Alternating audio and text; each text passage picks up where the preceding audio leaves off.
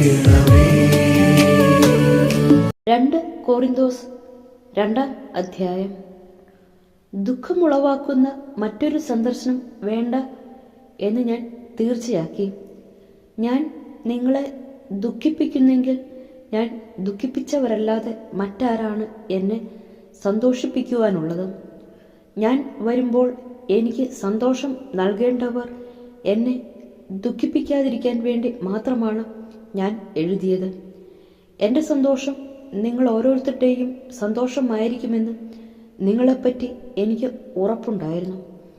വലിയ ദുഃഖത്തോടും ഹൃദയവ്യതയോടും വളരെ കണ്ണുനീരോടും കൂടി ഞാൻ നിങ്ങൾക്ക് എഴുതിയത് നിങ്ങളെ ദുഃഖിപ്പിക്കുവാൻ വേണ്ടിയല്ല, മറിച്ച് നിങ്ങളോടുള്ള എൻ്റെ സമൃദ്ധമായ സ്നേഹം അറിയിക്കാൻ വേണ്ടിയാണ്. അപരാധിക്ക് മാപ്പ്. ദുഃഖമുളവാക്കിയവൻ എന്നെയല്ല ദുഃഖിപ്പിച്ചത്. ഒരു പരിധിവരെ ഞാൻ മയപ്പെടുത്തി പറയുകയാണ്, നിങ്ങളെല്ലാവരെയുമാണ്. അങ്ങനെയുള്ളവന് ഭൂരിപക്ഷം പേർ നൽകുന്ന ഈ ശിക്ഷ ധാരാളം മതി. അതുകൊണ്ട് അവൻ അഗാധ ദുഃഖത്തിൽ നിബദിക്കാതിരിക്കുന്നതിന് നിങ്ങൾ അവനോട് ക്ഷമിക്കുകയും അവനെ ആശ്വസിപ്പിക്കുകയും ചെയ്യണം.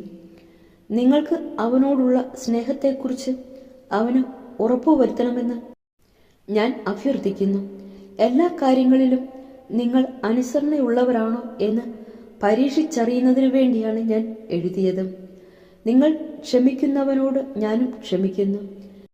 ഞാൻ എന്തെങ്കിലും ക്ഷമിച്ചിട്ടുണ്ടെങ്കിൽ അത് ക്രിസ്തുവിൻ്റെ നാമത്തിൽ നിങ്ങൾക്ക് വേണ്ടിയാണ്. ഇത് സാത്താൻ നമ്മെ കബളിപ്പിക്കാതിരിക്കേണ്ടതിനാണ്. അവൻ്റെ തന്ത്രങ്ങളെപ്പറ്റി നമ്മൾ അജ്ഞരല്ലല്ലോ. ആകുലതയും ആശ്വാസവും. ക്രിസ്തുവിൻ്റെ സുവിശേഷം പ്രസംഗിക്കാൻ ഞാൻ ത്രോവാസിൽ ചെന്നപ്പോൾ കർത്താവിൽ എനിക്കായി ഒരു വാതിൽ തുറക്കപ്പെട്ടു. എന്നാൽ എൻ്റെ സഹോദരനായ തീത്തോസിനെ അവിടെ കാണായികയാൽ എൻ്റെ മനസ്സിന് ഒരു സ്വസ്ഥതയും ഉണ്ടായിരുന്നില്ല. അതിനാൽ ഞാൻ അവിടെയുള്ളവരോട് യാത്ര പറഞ്ഞിട്ട് മക്കതോനിയയിലേക്ക് പോയി. ക്രിസ്തുവിൽ ഞങ്ങളെ എല്ലായ്പ്പോഴും വിജയത്തിലെത്തിക്കുകയും അവനെക്കുറിച്ചുള്ള ജ്ഞാനത്തിൻ്റെ സൗരഭ്യം ഞങ്ങൾ വഴി എല്ലായിടത്തും പരത്തുകയും ചെയ്യുന്ന ദൈവത്തിന് സ്തുതി. എന്തുകൊണ്ടെന്നാൽ രക്ഷിക്കപ്പെടുന്നവരുടെ ഇടയിലും ശിക്ഷിക്കപ്പെടുന്നവരുടെ ഇടയിലും ഞങ്ങൾ ദൈവത്തിന് ക്രിസ്തുവിൻ്റെ പരിമളമാണ്. ഒരുവന് മരണത്തിൽ നിന്ന് മരണത്തിലേക്കുള്ള സൗരഭ്യവും അപരന് ജീവനിൽ നിന്ന് ജീവനിലേക്കുള്ള സൗരഭ്യവും. ഇവയ്ക്കെല്ലാം കെൽപ്പുള്ളവൻ ആരാണ്?